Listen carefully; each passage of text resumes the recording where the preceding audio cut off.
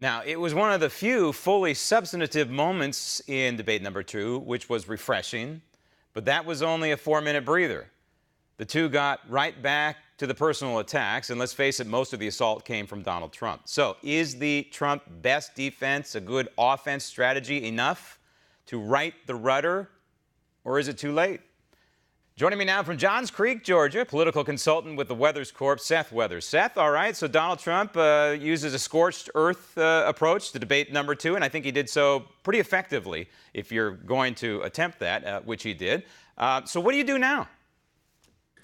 Hey, Graham, I don't even know that I would call it a scorched earth approach. I mean, he finally let the Clintons have it back the way they've been letting others and innocent women have it for decades. And he finally stood up against Clintons like Republicans have wanted to see for a long time. So, I was very happy to see it. And I think millions of other Americans were last night. Do you think that he bordered on being rude or disrespectful to Hillary Clinton, and that could come back to haunt him?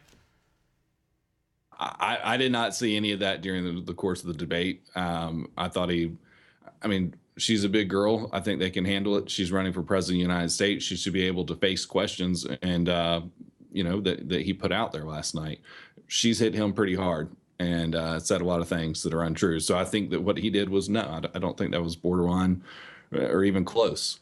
I think he had a great callback line. You comedians call it a callback line, where you repeat something over and over again, and that is, she talks and nothing happens. I think that was a great line, should have been unveiled probably a year ago, much more effectively than crooked Hillary. But one of the areas that he didn't go to for some reason when they brought up Russia or Putin, he didn't pivot to the uranium. And Hillary Clinton giving away 20% of our domestic uranium assets. Do you think he'll do that in debate number three?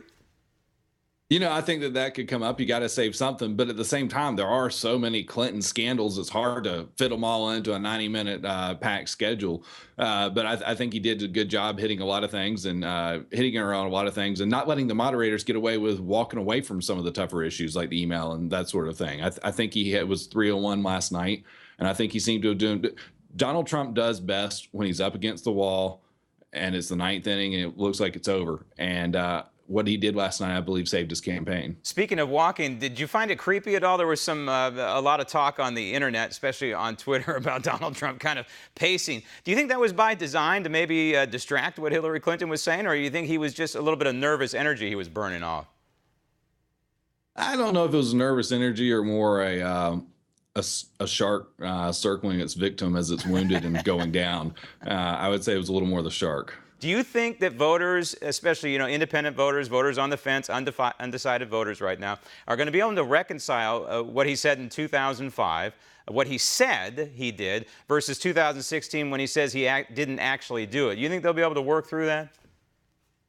I think people have. And, I was getting texts and phone calls last night from people that were watching this. A lot of people that, I would not say are typically political in nature, not just your reporters, not just other people within the political world, but just friends I have that are, again, I would not say very political. And they were watching the debate last night and they were loving it. They were loving him hitting Hillary, and they were sending me messages like, everything that comes out of her mouth's a lie. These are people that I would say are, middle-class suburbanite, Republicans that vote maybe in a presidential election here and there. And he's firing those people up. I found that positive. All right, quickly then, for the final debate, do you think that Donald Trump will come in with a kind of a fuzzy teddy bear approach, maybe a shifting gears here, or do you think he's going to take out the flamethrower again?